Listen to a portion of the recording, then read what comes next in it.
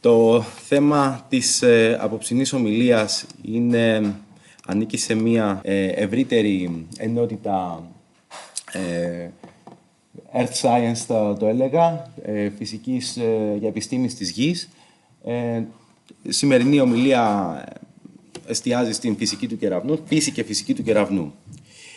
Ομολογώ ότι είχα ενθουσιαστεί πάρα πολύ με αυτό το θέμα, γιατί νόμιζα ότι ήξερα κάποια πράγματα, αλλά τελικά έχουν ανακαλυφθεί πολλά περισσότερα με την χρήση νέων τεχνολογιών και οι επιστήμονες έχουν αποκαλύψει πάρα πολλά, τα οποία θέλω πολύ να μοιραστώ μαζί σας.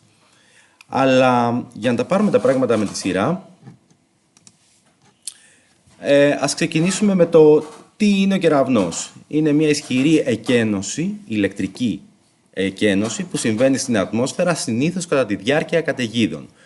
Συμβαίνει όταν υπάρχει συσσόρευση ηλεκτρικού φορτίου ανάμεσα σε σύννεφα ή μεταξύ ενός σύννεφου και του εδάφους. Τώρα, πολλοί από την αυγή της ανθρωπότητας, οι άνθρωποι προσπαθούσαν να εξηγήσουν αυτό το φαινόμενο, προσδίδοντας του πολλές φορές θεϊκές ερμηνείες για να εξηγήσουν τα ανεξήγητα αυτά φαινόμενα. Για παράδειγμα, στην ελληνική μυθολογία, ο Δίας κρατούσε κεραυνούς ως όπλο εξουσίας και η κεραυνή ήταν σημάδι θυμού ή θεϊκής παρέμβασης. Στην σκανδιναβική μυθολογία, ο Θόρ, θεός της βροντής, είχε σφυρί που προκαλούσε κεραυνούς. Στην Ιαπωνία, οι θεοί Ραϊτζίν της βροχής και Φουτζίν του ανέμου κυβερνούσαν τις καταιγίδες και οι Ινδιάνικοι λαοί της Αμερικής πίστευαν σε πνεύματα πουλιά, Thunderbirds, που προκαλούν κεραυνούς καθώς πετούν.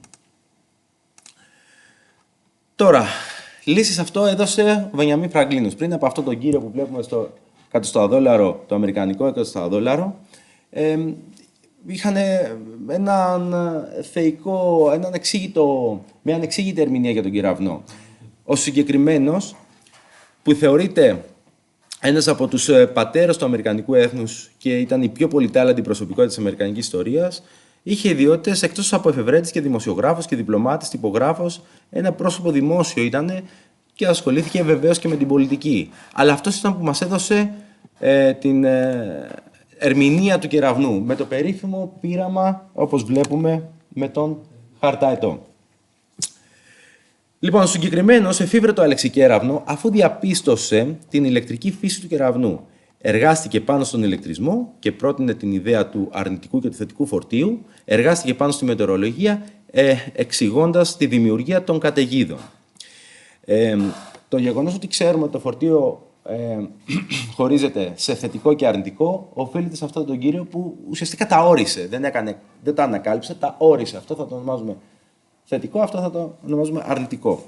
Το φορτίο δεν υπάρχει στη φύση, το δημιουργούμε τρίβοντας ουδέτερα υλικά. Έτσι τα υλικά αυτά φορτίζονται για μια μεταφορά ηλεκτρονίων και το ένα φορτίζεται αρνητικά λόγω περίσσιας ηλεκτρονίων, το άλλο λόγω ελλείμματος ηλεκτρονίων φορτίζεται θετικά. Και έτσι λοιπόν έχουμε δύο φορτισμένα σώματα. Βέβαια, ο συγκεκριμένος δεν ήξερε για την ύπαρξη του ηλεκτρονίου και των πρωτονίων. Ήξερε γενικά για φορτισμένη ύλη. Πάντως είχε αρκετά οξύνου για να καταλάβει ότι τα φορτία μπορούν να δημιουργήσουν τέτοια φαινόμενα ηλεκτρικά, όπως τους κεραυνούς, σε μεγάλη κλίμακα. Λοιπόν, το πείραμα που έκανε ήταν ότι μια μέρα με καταιγίδα ανέβασε το χαρταετό ψηλά. Το σκοινί ήταν βρεγμένο και επειδή ήξερε πόσο επικίνδυνο ήταν το εγχείρημά του, κρατούσε την άκρη με μια στενή μεταξωτή κορδέλα.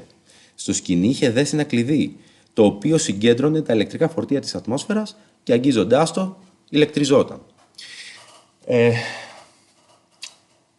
Πολύ δύσκολο το εγχείρημα αυτό και πολύ επικίνδυνο, αλλά με αυτό τι έκανε, το κλειδί είναι καλός αγωγός του ηλεκτρισμού, οπότε εκεί συσσωρεύονταν το περισσότερο φορτίο. Και το έκοβε με την μεταξωτή κορδέλα, καθώς δεν είχε δίωδο να έρθει στο σώμα του. Λοιπόν, πώς δημιουργείται όμως αυτό? Για να δούμε. Κατά τη διάρκεια μιας καταιγίδας, στο εσωτερικό των σωρητομελανών νεφών, δηλαδή τα σύννεφα, έτσι, αναπτύσσεται ισχυρή ανωδική και καθοδική κίνηση. Ό,τι καταλαβαίνετε, τα σύννεφα είναι υδρατμοί, αλλά έχει μέσα και διάφορα άλλα πράγματα. Ένα καταιγιδοφόρο νέφος περιέχει σταγονίδια νερού, παγοκρυστάλλους και χαλαζοσφαιρίδια. Τα ονομάζουμε γκρόπελ, αλλά είναι το χαλάζι, το γνωστό μας χαλάζι. Λοιπόν, συγκρούσεις ανάμεσα σε σταγονίδια νερού, πάγου και χαλάζι οδηγούν σε διαχωρισμό ηλεκτρικού φορτίου. Υπάρχει μια τριβή καθώς κατεβαίνουν αυτά τα υλικά σε πολύ πολύ μικροσκοπικό επίπεδο που δεν τα επηρεάζει η βαρύτητα, αλλά όχι τόσο όσο οι ανωδικές κινήσεις λόγω της αυξημένης θερμοκρασίας τους.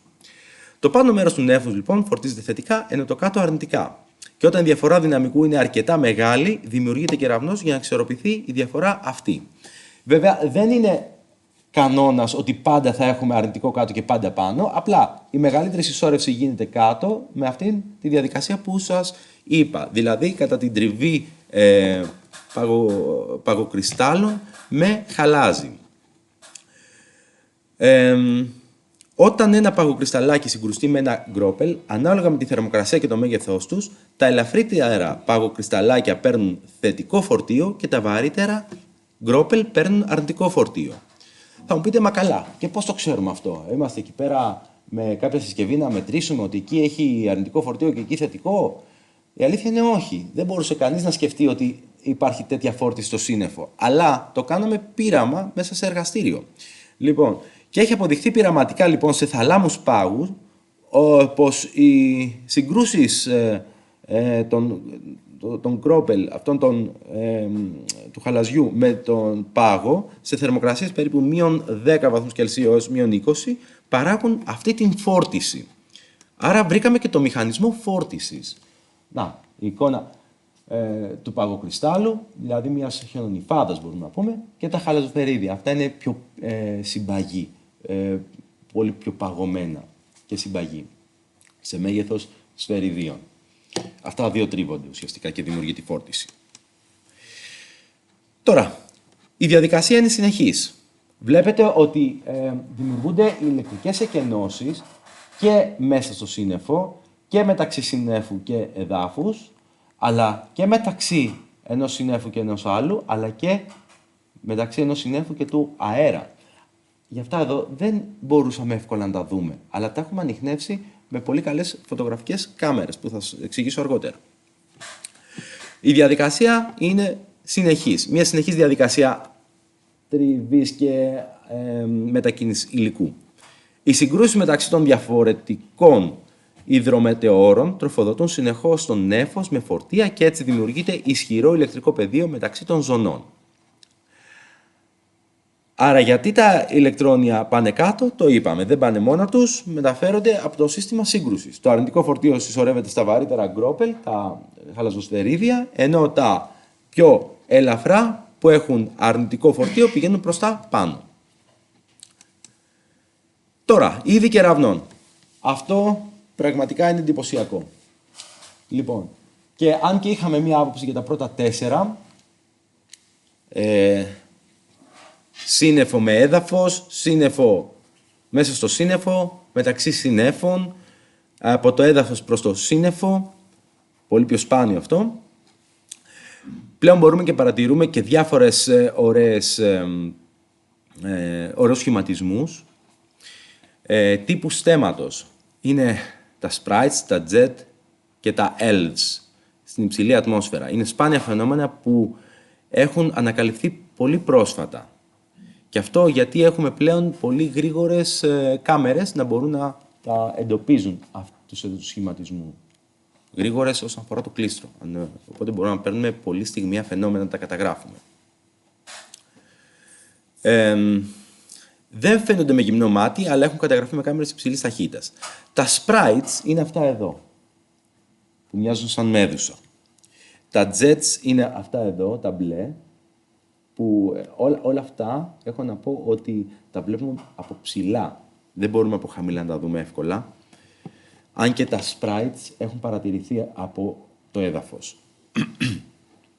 Τα elves είναι κύκλοι φωτός που διαχέονται οριζόντια. Έχουμε και τέτοιους οριζόντιους σχηματισμούς. Όλα αυτά είναι ηλεκτρικά φαινόμενα που συμβαίνουν κατά τη διάρκεια μιας καταιγίδας, κατά τη διάρκεια δημιουργίας κεραυνικών φαινομένων. Τώρα, κατά τη διάρκεια του κεραυνού όλοι έχουμε ακούσει τη βροντή. Έτσι. Αλλά πώς δημιουργείται η βροντή? Όταν ο κεραυνός περνάει από τον αέρα, θερμαίνει στιγμία τον αέρα μέχρι και 30.000 βαθμούς Κελσίου. Τεράστια θερμοκρασία αυτή. Τεράστια. Ο αέρας εκρήγνεται και διαστέλλεται βία, δημιουργώντας οστικά κύματα σαν μια μικρή έκρηξη. Η απόσταση του κεραυνού, αυτό είναι γνωστό, μπορούμε να την υπολογίσουμε μετρώντας δευτερόλεπτα. Τα 3 σεκόντ είναι περίπου 1000 μέτρα. Και αν θέλετε δεν έχετε ρολόι και θέλετε να μετρήσετε το 1 σεκόντ, είναι η διάρκεια του να πείτε τη λέξη 1001 ή 1002. Μέχρι να πείτε τη λέξη 1001 έχει περάσει ένα δευτερόλεπτο. Μια βροντή συνήθως ακούγεται έως και 16 με 17 χιλιόμετρα μακριά από το σημείο που παράχθηκε. Εδώ πέρα στην εικόνα που σας δείχνω, μπορεί να παραχθεί ένας ήχος κοντά στο σημείο που έσκασε ο κεραυνός, αλλά λίγο πιο μακριά που θα έπρεπε να το ακούμε, δεν το ακούμε λόγω μιας διάθλασης ή λόγω μιας ανάκλασης του ήχου που συμβαίνει. Αυτό δεν σημαίνει όμως ότι δεν θα μπορέσει να το ακούσει και άμεσα, εντάξει. Απλά θα το ακούσει.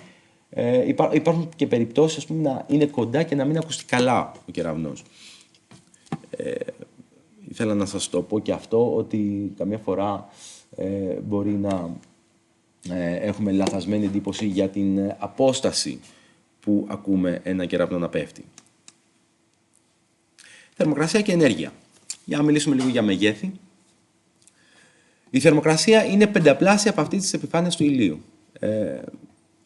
Ο ήλιος έχει, ξέρετε, περίπου 6.000 βαθμούς Κέλβιν. Η φωτόσφαιρα, έτσι, η φωτόσφαιρα, γιατί πιο μέσα και λίγο πιο πάνω έχει πολύ περισσότερα βαθμούς Κέλβιν αντίστοιχα.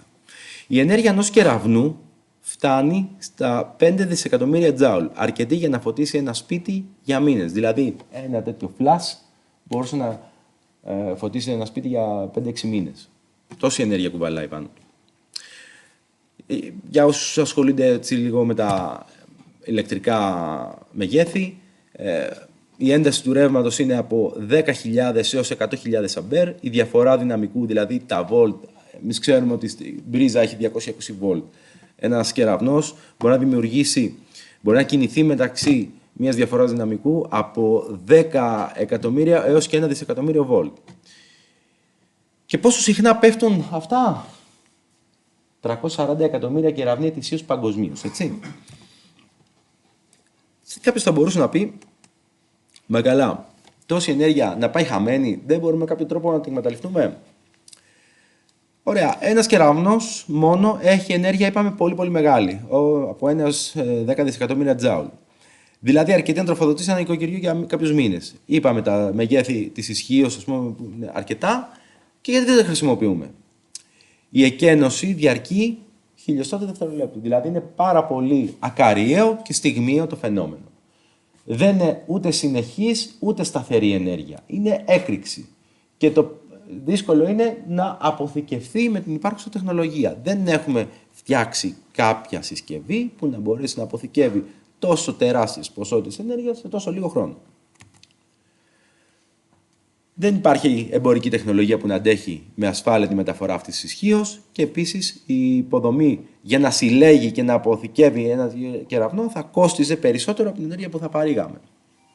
Επίσης δεν ξέρουμε πότε θα σκάσει ο κεραυνός και πού θα σκάσει, και γενικά ξέρουμε ότι οι κεραυνοί καταστρέφουν μεταλλικές δομές, καλώδια, μπαταρίες. Αν θα φτιάχνονταν τέτοια συστήματα, θα έπρεπε να αντέχουν σε πολύ ακραίες θερμοκρασίες και σε πολύ μεγάλες πιέσεις. Πάμε να δούμε λίγο αναλυτικά το φαινόμενο. Είναι εντυπωσιακό ότι ενώ εμείς βλέπουμε να κατεβαίνει η ροή του ηλεκτρικού ρεύματος από πάνω προς τα κάτω, γίνεται όμως και το αντίθετο φαινόμενο, δηλαδή από τη γη συσσωρεύονται φορτία και πηγαίνουν προς τα πάνω μέχρι να συναντήσουν το καθοδικό ρεύμα.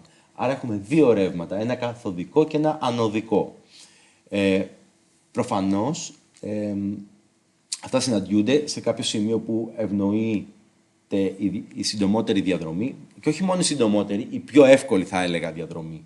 Γιατί από ό,τι βλέπετε δεν είναι ευθεία γραμμή. Είναι λίγο τεθελασμένη και στην αρχή πάει λίγο ψάχνοντας ο κεραυνός. Θα σας το πω και αργότερα. Στη συνέχεια, εδώ πέρα βλέπετε ένα αραιό ρεύμα φορτίων να κατεβαίνει και μόλις συναντήσει το ρεύμα που ανεβαίνει, δημιουργείται ένα κανάλι ταχείας εκφόρτισης του συννέφου, οπότε εκεί δημιουργείται ένας κεραυνός. Και γι' αυτό και λέγεται και return stroke. Return stroke είναι αυτό το flash που βλέπουμε εδώ πέρα. Να, εδώ πέρα θα το δείτε. Ένα flash που κάνει τσακ τσακ. Ωραία. Πάνω είναι τα animation, κάτω είναι πραγματικές φωτογραφίες σε πάρα πολύ αργή εξέλιξη. Κάπως έτσι είπαμε ξεκινάει. Το λέμε έναν οδηγό του κεραυνού, είναι η μύτη του, η οποία ψάχνει συνεχώς να βρει κάποια άκρη. Κάποιο αγώγιμο μονοπάτι θα έλεγα. Κάποια διαδρομή που να το ευνοεί. Λοιπόν, με το που το βρει και φυσικά θα πάει και στο συντομότερο. Δηλαδή, θα πάει σε ένα λεξικέραυνο που το έχουμε βάλει σε μια κορυφή επίτηδες. Γιατί θα εκτονωθεί εδώ το φαινόμενο, θα βρει εύκολη διέξοδο στο έδαφος, οπότε δεν θα κινδυνεύσουν οι υπόλοιποι να χτυπηθούν από ηλεκτρισμό. Βέβαια, αν το υψηλότερο αντικείμενο στο χώρο είναι ένα δέντρο, τη δουλειά που κάνει το λεξικέραυνο την κάνει το δέντρο.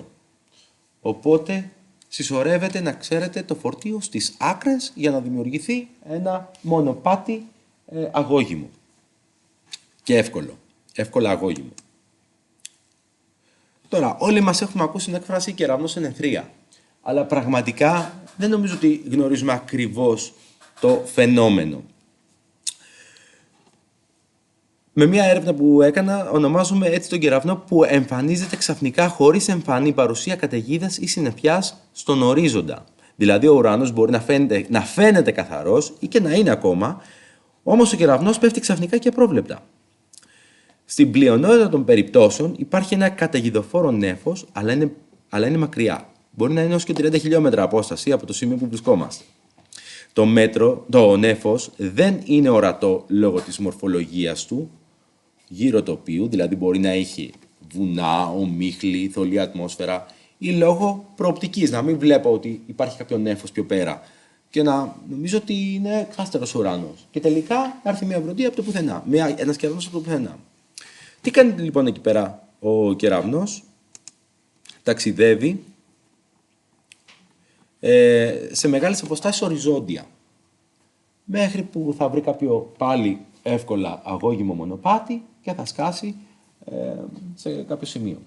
Εδώ τώρα σας έχω βάλει έναν κεραυνό εν αιθρία, ο οποίος είναι θετικός κεραυνός. Σε αυτή την περίπτωση έρχεται το θετικό φορτίο να συναντήσει το αρνητικό του εδάφους. Πριν σας είπα για το πιο συχνό φαινόμενο, το αρνητικό να κατεβαίνει στο έδαφος. Πάντως και τα δύο μπορούν να φτιάξουν ένα κεραυνό εν αιθρία, όπως και εδώ. Αυτός ο τύπος κεραυνού ξεκινά από ψηλά σε μια καταιγίδα πάνω από 10 χιλιόμετρα ύψος, ταξιδεύει οριζόντια για δεκάδες χιλιόμετρα μακριά από την καταιγίδα, στρέφεται προς το έδαφος όταν φτάσει σε σημείο με κατάλληλες συνθήκες. Μπορεί να χτυπήσει χωρίς να ακούγεται βροντί ή να φαίνεται αστραπή νωρίτερα, άρα φαινομενικά είναι εντελώς εν αιθρία. Στην ερώτηση, μπορεί να συμβεί χωρίς να υπάρχουν καθόλου σύννεφα? Η απάντηση είναι όχι εντελώς. Πάντα υπάρχει κάποιο καταιγιδοφόρο σύστημα στην ευρύτερη περιοχή, απλώς δεν είναι ορατό ή δεν σχετίζεται άμεσα με τον ουρανό πάνω από το θύμα. Μπορούσε να είναι και 30 χιλιόμετρα μακριά εδώ πέρα και να μας έρθει. Και αυτές είναι κάποιες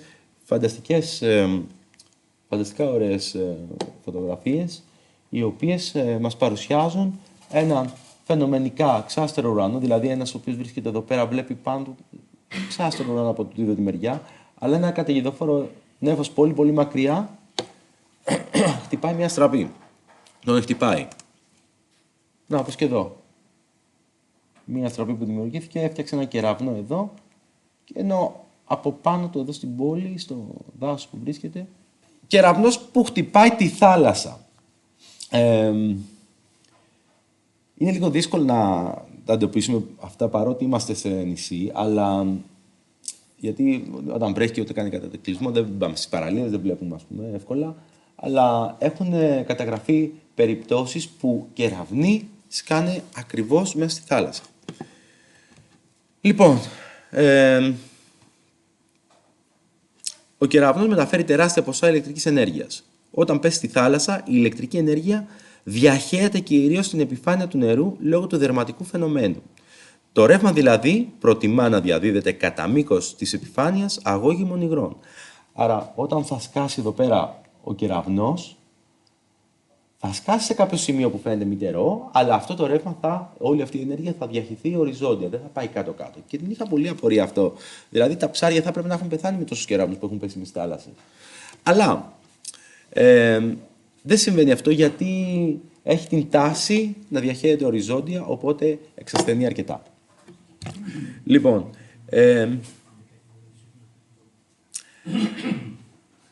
ωραία. Αυτό συμβαίνει διότι η μεγαλύτερη ένταση βρίσκεται κοντά στο σημείο πρόσκρουσης και σε πολύ μικρό βάθος. Η επίδραση στους ζωντανούς οργανισμούς. Τα ψάρια που βρίσκονται κοντά σε βάθος 1 με 2 μέτρα θα σκοτωθούν ακαριά από ηλεκτρικό σοκ. Ενώ τα ψάρια ή άλλοι οργανισμοί σε μεγαλύτερο βάθος υπάρχει μια μεγαλύτερη ασφάλεια γιατί η ένταση του ρεύματος εξασθενεί δραματικά όσο απομακρυνόμαστε από το σημείο του χτυπήματος. Τώρα, αν βρίσκεσαι στη θάλασσα, τι κάνεις? Αν κολυμπά κάποιος κοντά στο σημείο που χτυπά ο κεραυνός, ο κίνδυνος είναι θανάσιμος.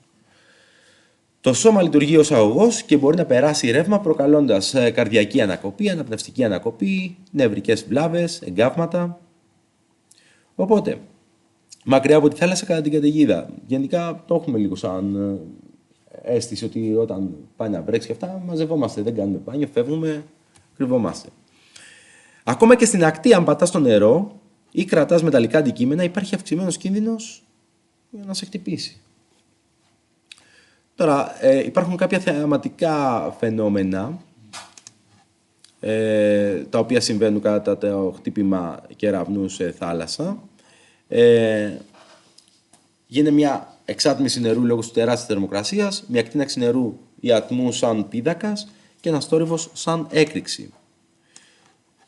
Ο κεραυνός συμπερασματικά δεν εισχωρεί βαθιά στη θάλασσα, αλλά διαδίδεται οριζόντια στην επιφάνεια.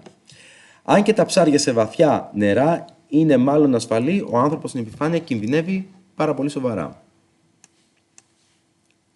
Ένα άλλο φαινόμενο το οποίο μου είχε κάνει πολύ μεγάλη εντύπωση, το οποίο είχα ακούσει, αλλά δεν μπορούσα ποτέ να βρω μια σαφή ερμηνεία του πώς φτιάχνεται και πώς γίνεται, πώς δημιουργείται.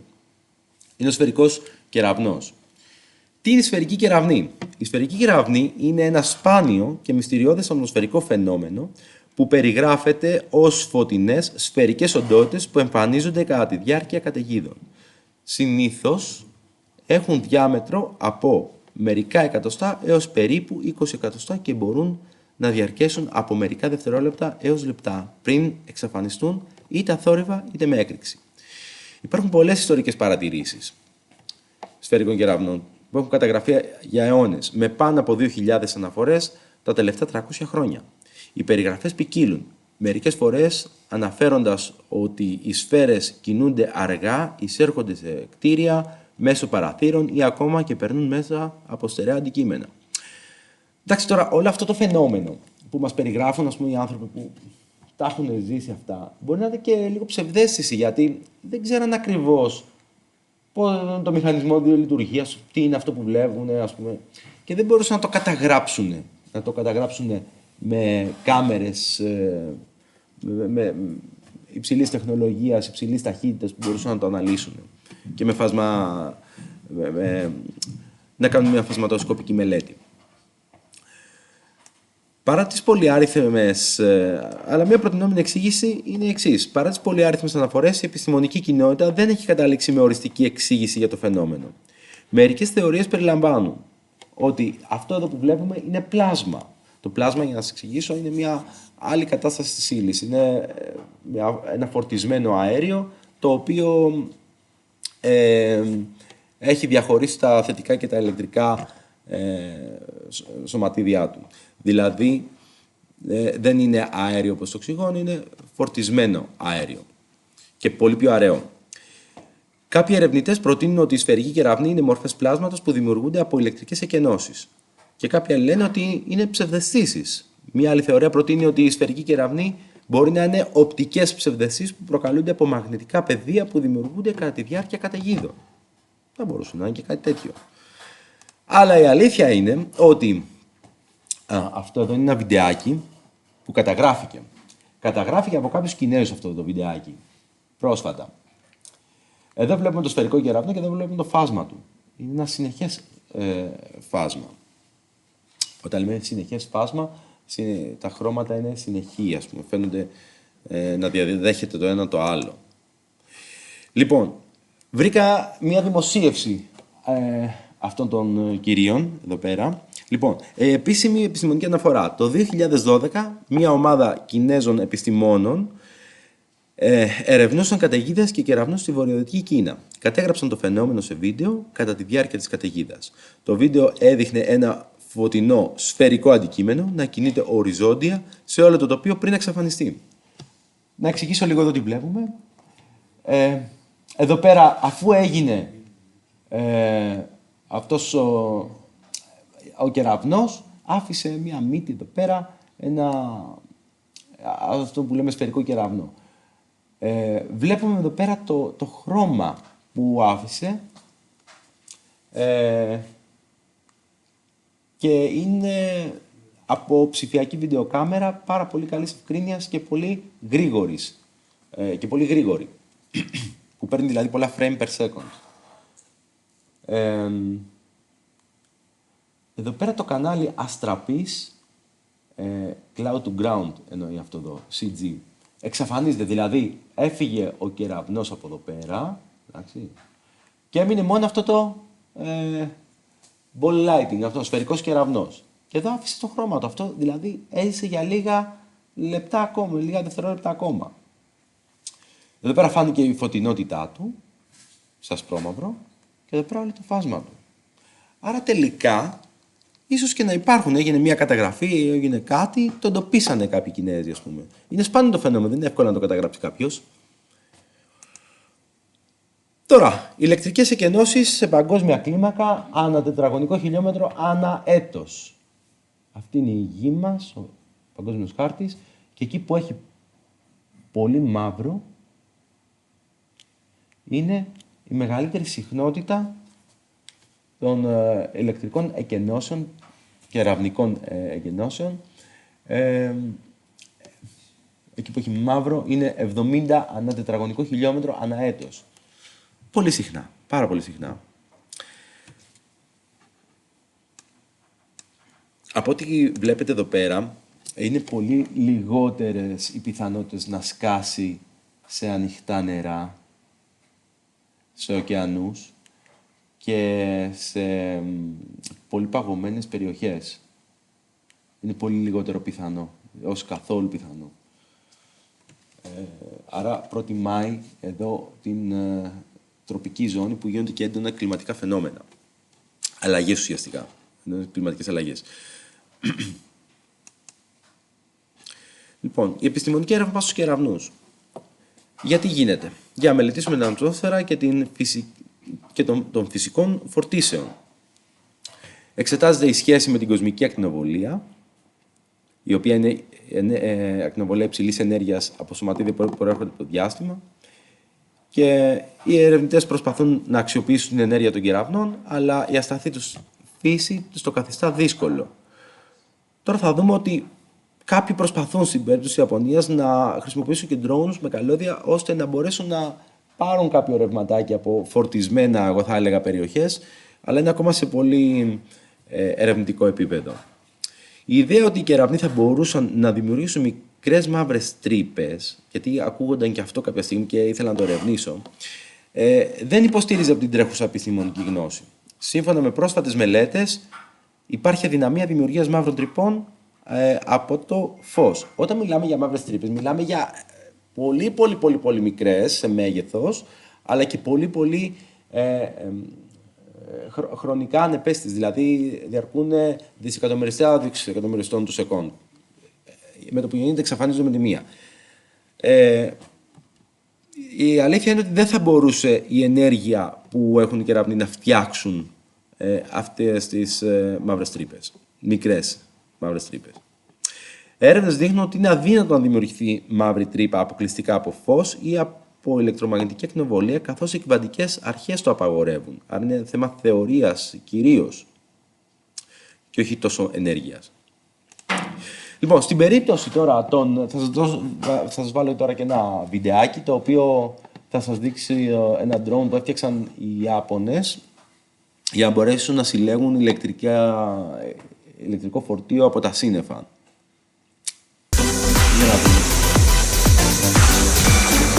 Here is a conceptual image of this technology. Drones and wires are used to form paths through which lightning is induced to prevent it from striking cities. Also, the electric current from lightning strikes is channeled to lightning charging cars. Thus, lightning can be used as a source of electric power. However, lightning strikes produce ultra-high voltage and high current. Moreover, the current technology cannot predict when and where they occur in a thundercloud, which can be 10 kilometers long. To meet these challenges, we are working on various technical issues shown here. Let me introduce one of them, lightning-resistant drones. This is the world's first lightning-resistant drone that we are developing. The drone is protected from lightning strikes by a metal shield called a Faraday cage. We examined the lightning resistance of this drone by striking it with artificial lightning.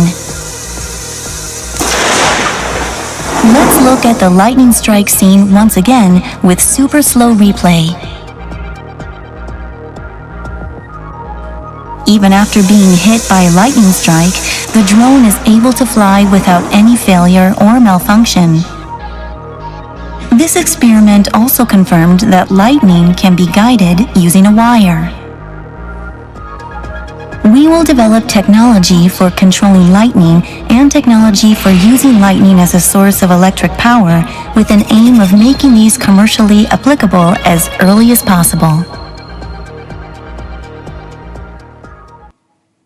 Πολύ αισιόδοξο το σενάριο, αλλά αυτό το πείραμα έγινε με πολύ χαμηλότερης ενέργειας και ισχύως ηλεκτρική εκένωση και γι' αυτό πέτυχε.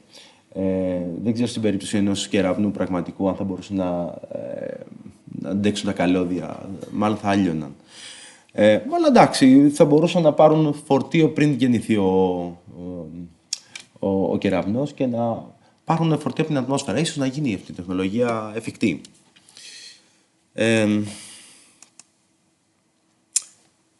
Η ερώτηση, μόνο στη Γη έχουμε κεραύνους τελικά? Υπάρχουν και αλλού, για να τα συνδέσουμε και λίγο με την αστρονομία και με την αστροφυσική. Η αλήθεια είναι ότι όχι, έχουν παρατηρηθεί και σε άλλους πλανήτες που έχουν ατμόσφαιρα. Αλλά αρκεί μόνο η ατμόσφαιρα? Για να δούμε. Ο Δίας και ο Χρόνος, στο Δία και στον Χρόνο, έχουν παρατηρηθεί κεραυνοί με δορυφορικές αποστολές, ηλεκτρικές καταιγίδες σε βαθιά ατμοσφαιρικά στρώματα, όπου υπάρχουν σύννεφα νερού, πάγου και αμμονίας. Οι κεραυνοί εκεί είναι τεράστιοι και πολύ πιο ισχυροί από τη Γη. Τώρα στον Άρη έχει πολύ αραιή ατμόσφαιρα, μόνο το 1% της Γης, δεν έχουν καταγραφεί κανονικοί κεραυνοί, όμως σε θύελλες σκόνης υπάρχουν στατικοί ηλεκτρισμοί και πιθανές ηλεκτρικές εκενώσεις τύπου σπινθήρα. Άρα η ατμόσφαιρα είναι προϋπόθεση για τη δημιουργία κεραυνών, αλλά δεν χρειαζόμαστε μόνο την ατμόσφαιρα, χρειαζόμαστε και ιονισμένα ή φορτισμένα σωματίδια και συνήθως απαιτείται και κατακόρυφη κυκλοφορία, άνω κάτω ρεύματα δηλαδή, υλικού, ώστε να μπορεί να τριφτούν αυτά και να δημιουργηθεί διαφορά δυναμικού, όπως είδαμε πριν στις φωτογραφίες με τα σύννεφα. Άρα ο καιρός τα περιγράφει όλα αυτά. Κάθε ατμόσφαιρα δεν δημιουργεί κεραυνούς. Ορισμένοι πλανήτες έχουν ατμόσφαιρα, αλλά δεν παρατηρούνται κεραυνοί. Είτε γιατί δεν υπάρχουν δυνατά ανωδικά ρεύματα, είτε γιατί η ατμόσφαιρα δεν έχει το κατάλληλο χημικό μείγμα, είτε γιατί η θερμοκρασία και η πίεση είναι εκτός εύρους για τέτοιες διεργασίες. Τώρα στην Αφροδίτη, που έχει πολύ πυκνή ατμόσφαιρα από διοξείδιο του άνθρακα, έχει πιθανές ηλεκτρικές εκενώσεις που έχουν ανιχνευτεί ραδιοφωνικά, αλλά το θέμα παραμένει υπό έρευνα. Αν υπάρχουν, δεν είναι όπως της Γης, ίσως λόγω διαφορετικής χημείας της ατμόσφαιρας. Εκεί έχουμε πολύ διοξείδιο του θείου, διοξείδιο του άνθρακα, τοξικά αέρια, τα οποία δεν έχει καιρό η Αφροδίτη. Σε εξωπλανήτες, όπως είδαμε και σε προηγούμενες διαλέξεις, σε ατμόσφαιρες εξωπλανητών που ανακαλύπτονται υπάρχουν ενδείξεις καταιγίδων. Ερευνητές εκτιμούν ότι μπορεί να υπάρχουν κεραυνοί σε εξωτικά μείγματα όπως σιλικόνη, μέταλλα, ακόμα και λάβα. Μας τα έχει δείξει πολύ καλά ο κ. Γεωργάρας στις προηγούμενες διαλέξεις. Άρα, συμπερασματικά, η ύπαρξη ατμόσφαιρας είναι απαραίτητη για κεραυνούς. Δεν είναι όμως αρκετή από μόνη της.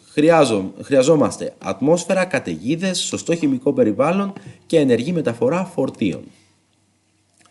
Τώρα, το ηλεκτρομαγνητικό πεδίο του κεραυνού. Ο κεραυνός, σαν ρεύμα φορτισμένο σωματιδίων υψηλής ενέργειας και ακαριαίας διάρκειας, συνοδεύεται από ισχυρό ηλεκτρομαγνητικό πεδίο, που μπορεί να έχει επιδράσεις ακόμα και σε απόσταση πολλών χιλιόμετρων. Οι κεραυνοί μπορούν να προκαλέσουν παρεμβολές σε τηλεοράσεις, ραδιοφωνικά διαραδιόφωνα, κινητά, GPS, Wi-Fi, ηλεκτρονικά όργανα, μπορεί να τρελάνει ηλεκτρονικά συστήματα, να επηρεάσει ηλεκτρονικά ιατρικά όργανα, συναγερμούς, ακόμα και ρολόγια. Το μαγνητικό πεδίο του κεραυνού επάγει ρεύμα σε μεταλλικά αντικείμενα ή καλώδια σε κοντινή απόσταση. Αυτό μπορεί να καταστρέψει κυκλώματα, να προκαλέσει ηλεκτροπληξία σε άτομα που αγγίζουν μεταλλικά αντικείμενα.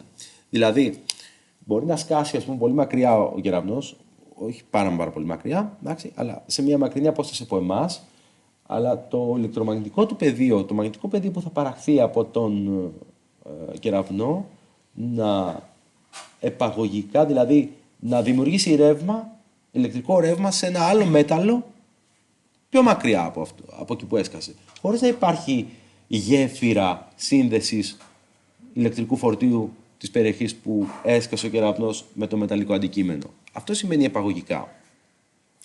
Τώρα, αποστάσεις και επιπτώσεις. Από 0 έως 5 μέτρα υπάρχει άμεση θανάσιμη επίδραση. Από 5 έως 30 μέτρα, δηλαδή μακριά, το ισχυρό ηλεκτρομαγνητικό πεδίο δημιουργεί ρεύματα επαγωγικά και δημιουργεί ζημιές σε καλώδια και συσκευές. 30 με 500 μέτρα πιθανή παρεμβολή και ήπιες επαγωγές, ηλεκτροπληξία αν υπάρχει σύνδεση με κάποιο μέταλλο, και παραπάνω από 1 χιλιόμετρο έχουμε κυρίως ραδιοπαρεμβολές, δηλαδή μπορούσαμε να ακούμε τον κεραυνό στο ραδιόφωνο, ας πούμε. Ο κίνδυνος δεν είναι άμεσος. Τώρα, μπορεί να χτυπήσει ο κεραυνός ξανά στο ίδιο σημείο? Ναι, και μάλιστα είναι πολύ σύνηθες. Ο πύργος του Άιφελ, ας πούμε, εδώ, χτυπιέται περίπου 10 φορές το χρόνο. Αυτή είναι η κορυφή του Empire State Building, περίπου 25 φορές το χρόνο. Γιατί δεν πηγαίνει τυχαία σε άλλες περιοχές, η ερώτηση. Οι κεραυνοί θυμούνται κάποια σημεία επειδή έχουν φορτιστεί ήδη. Η τοπική γεωμετρία και τα υλικά δεν αλλάζουν. Και επίσης μπορεί να δημιουργείται σταθερό σημείο κίνησης για εκενώσεις. Λοιπόν, ας πούμε εδώ πέρα, στον πύργο του Άιφελ, έχεις μέταλλο. Οπότε εκεί πάνω μπορεί να έχει δημιουργηθεί ένα φορτισμένο αγώγιμο, μάλλον μονοπάτι, όπου ευνοεί τον κεραυνό να σκάσει εκεί. Βέβαια, νομίζω στη Γαλλία είναι και το υψηλότερο κατασκεύασμα. Όπως και το Empire State Building αυτή τη στιγμή, νομίζω πρέπει να είναι το μεγαλύτερο. Το ψηλότερο. Άρα η γεωμετρία το ευνοεί, το μέταλλο το ευνοεί, και επίσης μπορεί να έχουν χαραχθεί εδώ πέρα αόρατοι στον ουρανό, στον αέρα, αόρατοι αγώγιμοι δρόμοι. Που να μην αλλάζει, δηλαδή από μέρα σε μέρα, φαντάζομαι, έτσι. Από μέρα σε μέρα, δηλαδή αν έχει χάλια καιρό Δευτέρα, Τρίτη και Τετάρτη και δημιουργούνται φαντάζομαι εκενώσεις εκείνες τις μέρες, θα προτιμήσει να σκάσει εκεί πέρα ξανά και ξανά και ξανά την επόμενη μέρα. Γιατί δεν πηγαίνει τυχαία σε άλλες περιοχές? Επειδή ο αέρας έχει αντίσταση και δεν αγωγεί καλά. Προτιμά να ακολουθεί μονοπάτι με ήδη φορτισμένα σωματίδια ή να ολοκληρώσει κάποιο προηγούμενο κανάλι ιονισμού. Εάν ένα σημείο έχει χτυπηθεί ξανά, έχει πιθανότητες να ξαναχτυπηθεί αν δεν υπάρξει αλλαγή στις συνθήκες. Στο Μπουρτζ Καλίφα, στο ψηλότερο κτίριο στο Ντουμπάι, τραβάει ένα σωρό κεραυνούς, ειδικά κατά τις περιόδους που έχει άσχημο καιρό. Δύσκολο, αλλά εντάξει, συμβαίνει και εκεί πέρα να βρέχει. Περίπου 2 με 3 φορές το χρόνο. Το Μπουρτζ Καλίφα χτυπιέται από κεραυνούς περίπου 2 με 3 φορές το χρόνο. Συχνά κατά τους καλοκαιρινούς μήνες, όταν η περιοχή του Ντουμπάι είναι πιο ευάλωτη σε καταιγίδες. Για τα ιονισμένα μονοπάτια λοιπόν του κεραυνού. Ο καθοδικός ηγέτης κατεβαίνει από το σύννεφο προς τη γη με διακεκομένα βήματα. Σε κάθε βήμα ιονίζει τον αέρα γύρω του και δημιουργεί προσωρινό κανάλι πλάσματος. Όταν φτάσει αρκετά κοντά στο έδαφος, μια ανωδική εκένωση συναντά το μονοπάτι. Είναι αυτό που σας είπα ότι θα σας εξηγήσω στα animation που είχαμε δει στις προηγούμενες διαφάνειες. Η κύρια εκένωση, return stroke, περνά μέσα από αυτό το κανάλι που τώρα είναι άριστος αγωγός. Για μικρό χρονικό διάστημα, από μιλισεκόν έως σεκόν, μπορεί να επαναχρησιμοποιηθεί αυτό το μονοπάτι. Μετά την πρώτη εκένωση, το κανάλι παραμένει ιονισμένο για λίγο και αν υπάρχει και δεύτερη εκένωση θα περάσει από το ίδιο κανάλι. Έτσι δημιουργούνται πολλαπλά χτυπήματα στον ίδιο κεραυνό και συχνά τα βλέπουμε σαν τρεμόπαιγμα. Αυτό σαν φλάς που αναβοσβήνει στον ίδιο κεραυνό.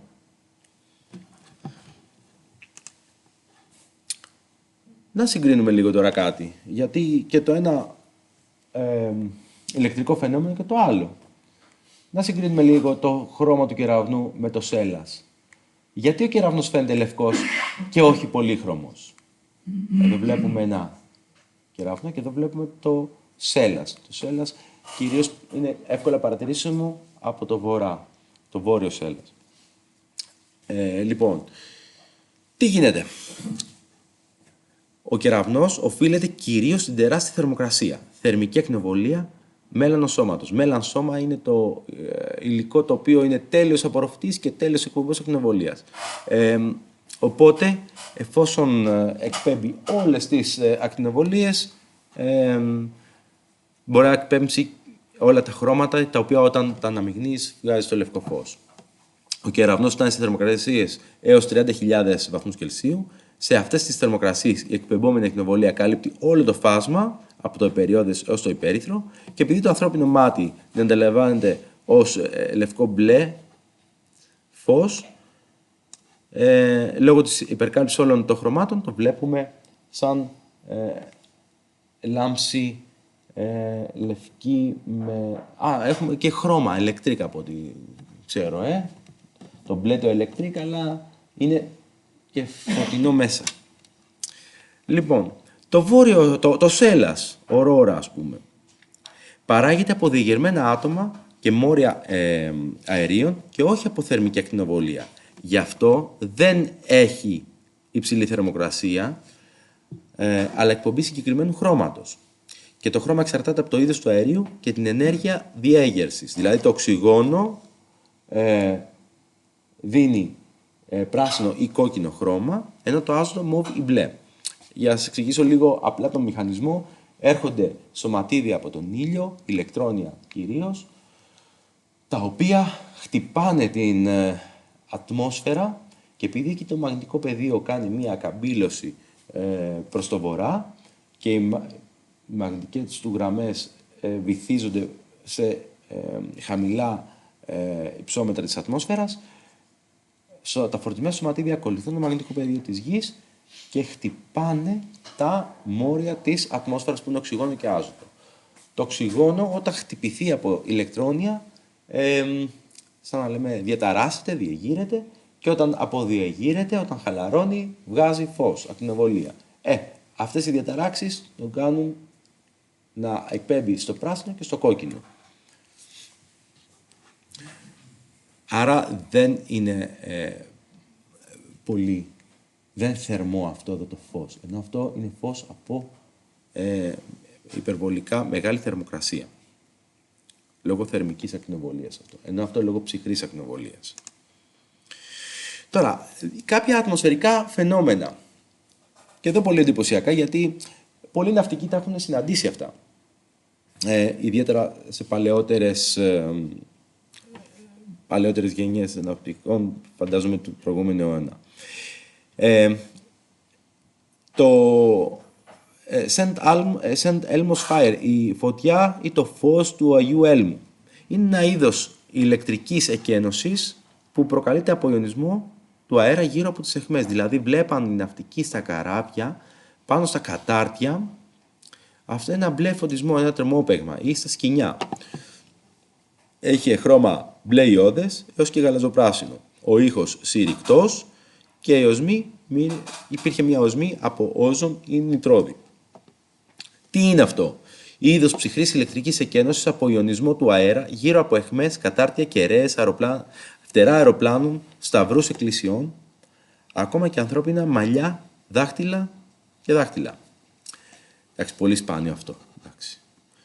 Τώρα, το χρώμα μπλε, ιώδες έως γαλαζοπράσινο, είναι κυρίως από ιόντα αζότου, άζωτο και οξυγόνο. Σε υψηλή υγρασία ή ρυπογόνα ατμόσφαιρα μπορεί να φαίνει και πρασινοπό. Γιατί συμβαίνει? Γιατί σε ισχυρό πεδίο, κοντά στην αιχμή, ο αέρας στην αιχμή των καταρτιών ή των διάφορων μύτων εδώ του καραβιού,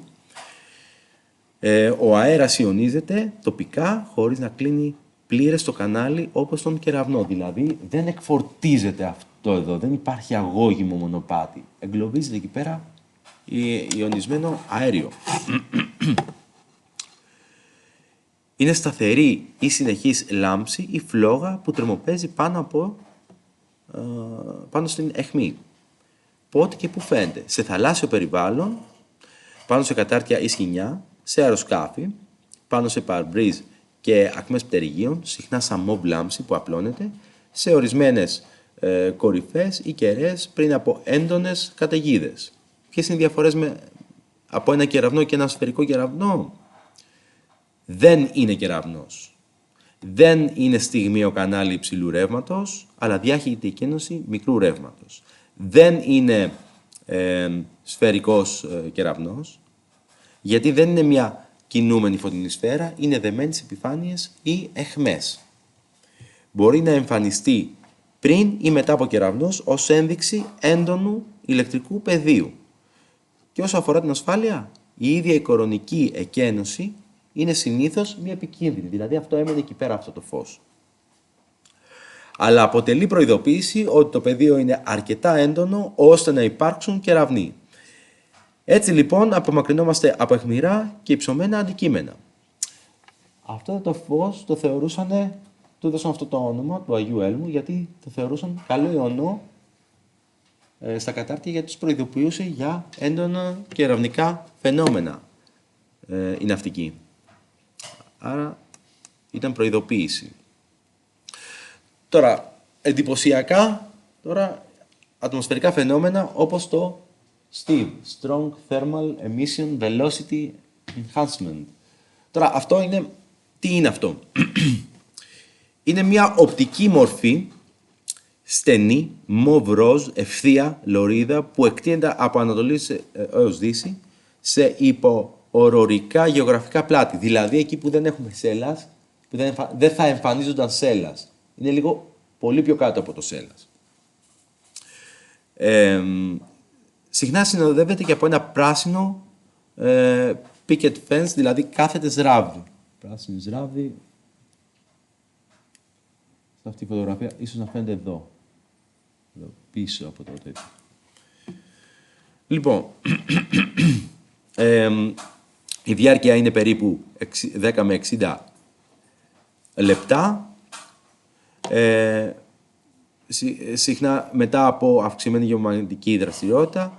Τα ύψη είναι ένα μοβ τόξο, περίπου 200 με 300 χιλιόμετρα, και ένα πράσινο φως, το οποίο είναι αυτή η πράσινη ράβδη, περίπου 90 με 120 χιλιόμετρα.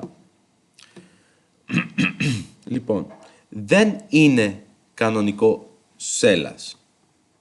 Και γιατί δεν είναι? Γιατί το κλασικό σέλας παράγεται από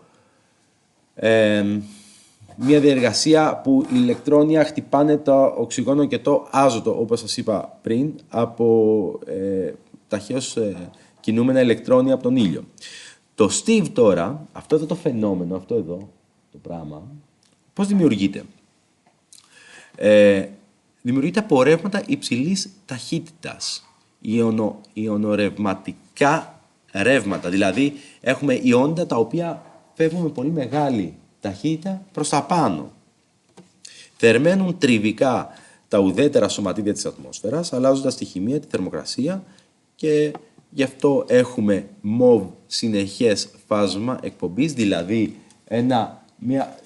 μια διαβάθμιση του μοβ, και όχι ακριβώς μοβ, μια διαβάθμιση του φως του μοβ χρώματος.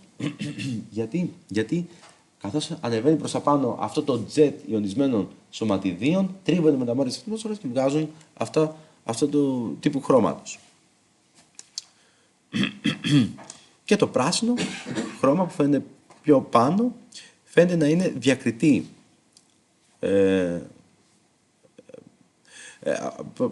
Μάλλον αυτό εδώ είναι, συγγνώμη. Αυτό εδώ είναι το πράσινο που φαίνεται. Γιατί είναι και σε χαμηλότερα ύψη.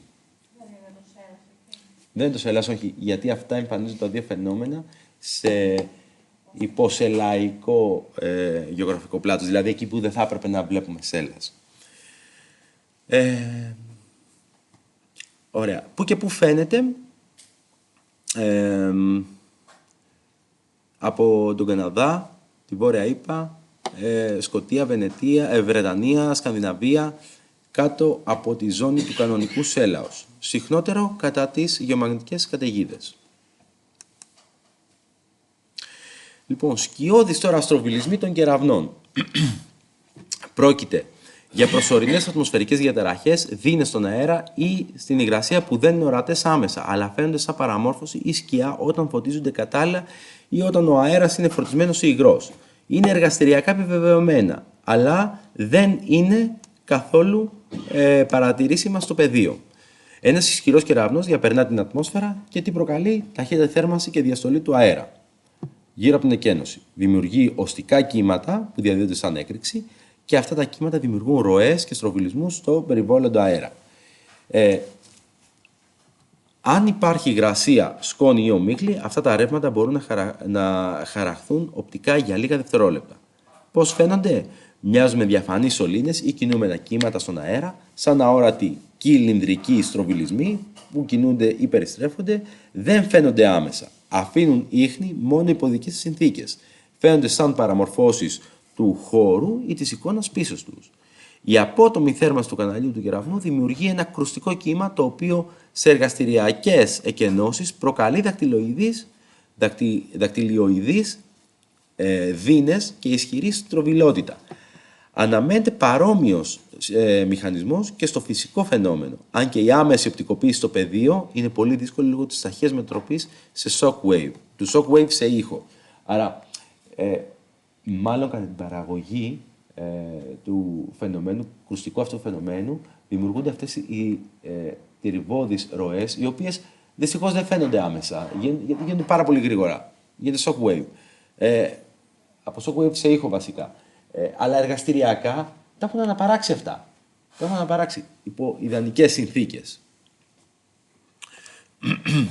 Μέχρι τώρα δεν ήξερα ότι κάνουν και πειράματα εργαστηριακά των κεραυνικών φαινομένων. Μου έκανε εντύπωση αυτό κατά την έρευνά μου. Τώρα, μπορεί ένας κεραύνος να παράξει αντιύλη? Ναι, οι κεραυνοί μπορούν να παράγουν ποζιτρόνια. Τα ποζιτρόνια είναι τα θετικά ηλεκτρόνια, δηλαδή η αντισωματίδια των ηλεκτρονίων. Το φαινόμενο αυτό λέγεται γεωπροκαλούμενη παραγωγή ακτίνων γάμα. Είναι μία στιγμιαία εκπομπή ακτινών Γ από την ανώτερη ατμόσφαιρα της Γης κατά τη διάρκεια κεραυνικών καταιγίδων. Τώρα, πώς γίνεται αυτό? Κατά τη καταιγίδα, το ηλεκτρικό πεδίο στο σύννεφο μπορεί να επιταχύνει ελεύθερα ηλεκτρόνια σε σχετικιστικές ταχύτητες, δηλαδή σε ταχύτητες κοντά στην ταχύτητα του φωτός. Αυτά τα ηλεκτρόνια χτυπούν μόρια του αέρα και εκπέμπουν ακτίνες Γ. Οι ακτίνες Γ, όταν περάσουν κοντά από ένα ισχυρό ηλεκτρικό πεδίο, μπορούν να μετατραπούν μέσω παραγωγής ζεύγου σε ένα ηλεκτρόνιο και ένα ποζιτρόνιο. Αυτό λέγεται δίδυμη γένεση. Το ποζιτρόνιο, είπαμε, είναι το αντιηλεκτρόνιο. Αυτά τα ποζιτρόνια είναι κανονικοί αντιύλοι και συνεχίζουν να ταξιδεύουν μέχρι να συγκρουστούν με ηλεκτρόνια που κατά την αλληλοξιδετέρωσή του προκύπτει εκπομπή φωτονίων, γάμα. Πού το έχουμε δει αυτό? Το 2009 το Fermi Gamma Ray Space Telescope της NASA εντόπισε σύννεφο αντιύλης που συνδέθηκε με κεραυνό. Έχουν γίνει δεκάδες καταγραφές αυτών των... Λοιπόν, λέγονται... TGFs, αυτά τα Gamma Ray Flashes, εντάξει, έτσι θα τα λέμε. Έχουν γίνει καταγραφές από δορυφόρους και τα σήματα της αντιύλης εντοπίστηκαν σε ύψος 15 με 20 χιλιόμετρων. Η ποσότητα είναι πολύ μικρή, της τάξης των νανογραμμαρίων, αλλά μπορούμε με σιγουριά πλέον να πούμε ότι οι κεραυνοί είναι φυσικές γεννήτριες αντιύλης. Το συμπέρασμα είναι ότι ψώσαμε δορυφόρους να δούμε τις ακτίνες γάμα άλλων αστεριών και του ήλιου μας και άλλων αστεριών και τελικά είδαμε να εκπέμπει η Γη ακτίνες γάμα. Και από πού οφείλεται? Είδαμε ότι συνδέονται άμεσα με κεραυνικά φαινόμενα. Άρα φτιάχνει αντιήλιο κεραυνός. Οδεύοντας προς το τέλος, να πούμε λίγα πράγματα για τους κεραυνούς και για την γεωμετρία φράκταλ. Τι είναι η φράκταλ γεωμετρία? Ίσως οι σχετικοί να γνωρίζετε. Η φράκταλ γεωμετρία περιγράφει σχήματα που είναι αυτοόμοια. Μοιάζουν το ίδιο σε πολλές κλίμακες. Zoom in. Βλέπεις το ίδιο μοτίβο. Εδώ, αν κάνω εδώ, σε αυτό εδώ, το σχήμα zoom, θα δω αυτό. Αν κάνω zoom, θα δω πάλι αυτό. Είναι αυτοόμοιο. Αυτό εδώ με αυτό είναι ίδιο και αυτό εδώ με αυτό εδώ είναι παρόμοιο και αυτό εδώ έχει μια κορυφή παρόμοια μέσα. Όσο κάνω zoom βλέπω το ίδιο πράγμα. Λοιπόν, δεν έχουν κανονικές ευθείες γραμμές, αλλά πολύπλοκα και επαναλαμβανόμενα μοτίβα. Έχουν κλασματική διάσταση, δηλαδή δεν μιλάμε για μία διάσταση ή δύο διαστάσεις, μιλάμε για κάτι το ενδιάμεσο, όπως 1,7D, ας πούμε.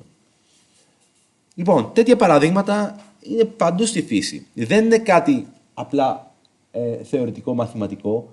Είναι άμεσα παρατηρήσιμο στη φύση. Πού τα βλέπουμε? Σε νευρικά δίκτυα, σε κλαδιά δέντρων.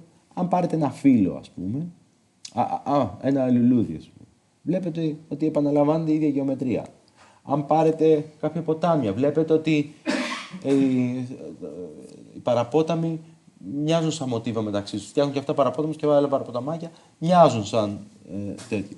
Τα νευρικά δίκτυα επίσης, οι παγοκρίσταλλοι επίσης, οι χιονονυφάδες, τα κλαδιά των δέντρων επίσης, τα φύλλα, αν δείτε τα φύλλα, μέσα έχουν τέτοιες νευρώνες. Και φυσικά οι κεραυνοί. Βλέπετε ότι αυτές οι δύο διακλαδώσεις, άμα ζουμάρουμε μέσα, βλέπουμε να μοιάζει συνεχώς το ίδιο μοτίβο. Δεν είναι ακριβώς ίδια, αλλά μοιάζει να επαναλαμβάνεται αυτό το μοτίβο. Κεραυνοί και γεωμετρία φράκταλ επίσης, σύγκριση τριών φρακταλικών δομών.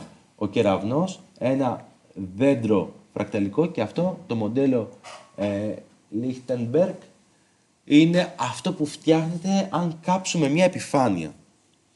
Η μορφή του κεραυνού μοιάζει με δέντρο ή ρίζες. Ο οδηγός του κεραυνού δεν κατεβαίνει ευθεία. Αντίθετα διακλαδίζεται και διαιρείται σε μικρότερα μονοπάτια καθώς ψάχνει το πιο ευνοϊκό ηλεκτρικό μονοπάτι. Αυτό δημιουργεί μια δομή, κύριο κορμό και παρακλάδια σαν φρακταλικό δέντρο φορτίου. αυτομοιότητα σε μικρή και μεγάλη κλίμακα. Αν μεγεθύνεις ένα κλαδάκι του κεραυνού, φαίνεται παρόμοιο με τον κύριο κορμό. Αυτή η αυτομοιότητα είναι η βασική ιδιότητα των fractals. Οι φυσικοί και οι μαθηματικοί χρησιμοποιούν fractal μοντέλα για να προσομοιώσουν την πορεία των εκενώσεων, να αναλύσουν την κατανομή ενέργειας και το ιονισμένο μονοπάτι, να εξηγήσουν τη στατιστική συμπεριφορά των διακλαδώσεων. Ένα οπτικό παράδειγμα, αν δεις τη φωτογραφία κεραυνού και τη συγκρίνεις με ένα φρακταλικό δέντρο ή με ένα μοντέλο Lichtenberg, που βλέπουμε σαν ηλεκτρικά αποτυπώματα σε επιφάνειες, διαπιστώνουμε ότι είναι σχεδόν ταυτόσιμα. Δείτε, αυτό το δέντρο ανάποδα είναι κεραυνός. Αυτό εδώ είναι μια καμένη επιφάνεια που έχει περάσει ηλεκτρικό ρεύμα και το έχει χτυπήσει. Κάτι τέτοια αποτυπώματα συνήθως φτιάχνουν και σε εγκάβματα που τους έχουν χτυπήσει ηλεκτρικό ρεύμα σε ανθρώπους και έχουν κάτι σαν λουλουδάκια ή κάτι σαν διακλαδώσεις. Οδεύουμε προς το τέλος και πρέπει να πούμε και κάτι για να προστατευτούμε από τέτοια φαινόμενα. Πού να μην βρισκόμαστε? Κάτω από δέντρα. Συγκεντρώνουν φορτίο και είναι αγωγή. Σε ανοιχτούς χώρους, π.χ. χωράφι, παραλίες. Μέσα σε νερό ή δίπλα σε μεταλλικά αντικείμενα, όταν υπάρχει πιθανότητα να βρέξει και να ρίξει κεραυνούς. Αστραπές και κεραυνούς. Πώς να προστατευτείς? Πες ότι συμβαίνει κάτι. Πώς προστατευόμαστε? Μείνε μέσα σε ένα κτίριο ή σε ένα κλειστό αυτοκίνητο, όπως είδατε και με τα drones είχαν ένα πλέγμα, εντάξει, που λειτουργεί σαν κλωβός. Κλωβός Faraday λέγεται αυτό στη φυσική. Έτσι λοιπόν και το αυτοκίνητο δουλεύει σαν κλωβό Faraday. Απέφυγε ηλεκτρικές συσκευές και μακριά πορεύματα κατά τη διάρκεια μιας καταιγίδας. Και μην μιλάς σε ενσύρματο τηλέφωνο και απέφυγε το μπάνιο ή το ντουζ όταν γίνεται κεραυνός. Βέβαια, έχουμε πάρει τα μέτρα μας σαν κοινωνία και έχουμε φτιάξει τουλάχιστον στις πόλεις αλεξικέραυνα. Τι είναι τα αλεξικέραυνα? Είναι μεταλλικές δομές τα οποία τραβάνε τους κεραυνούς. Είναι συνήθως από χαλκό ή ατσάλι, τοποθετημένοι στην κορυφή ενός ψηλού κτηρίου που έχει σκοπό να τραβήξει τον κεραυνό πάνω της και να διοχετεύσει με ασφάλεια το ρεύμα κατευθείαν στο έδαφος. Το αλεξικέραυνο δεν παθαίνει ζημία για ποιο λόγο? Είναι μεταλλικό και αγώγιμο, έχει προβλεπόμενο μονοπάτι διαφυγής του ρεύματος και η ενέργεια δεν μένει πάνω του, φεύγει γρήγορα στο έδαφος. Άρα, εφόσον δεν αποθηκεύει ενέργεια, μπορεί εύκολα να το άγει προς τη γη που είναι ο μεγαλύτερος αποθηκευτικός χώρος φορτίου. Τώρα, στις καινούργιες οικοδομές κάνουν και θεμελιακή γείωση. Ήθελα να σας το εξηγήσω και αυτό λίγο.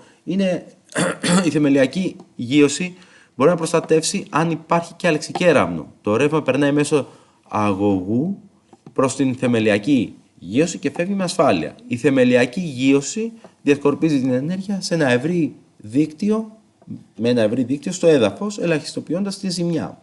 Άρα αυξάνουμε ουσιαστικά την επιφάνεια των αγωγών που άγουν το ρεύμα προς το έδαφος. Κάποια ενδιαφέροντα περιστατικά για το κλείσιμο. Αυτός εδώ ο κύριος 7 φορές έζησε από χτύπημα κεραυνού, αλλά πέθανε από ερωτική απογοήτευση. Το κτόνης ο ίδιος έβαλε τέρμα στη ζωή του. Λοιπόν, και η λίμνη Μαρακαΐμπο στη Βενεζουέλα χτυπιέται 260 μέρες το χρόνο από κεραυνούς. Περίπου 1,5 εκατομμύρια κεραυνούς το χρόνο. Το σημείο αυτό είναι και γνωστό ως φάρος του Κατατούμπο. Θα ήθελα να κλείσω με μία φράση του Νίκου Κατσατζάκη. Μία αστραπή η ζωή μας, αλλά προλαβαίνουμε. Λοιπόν, σας ευχαριστώ πάρα πολύ για τον χρόνο σας.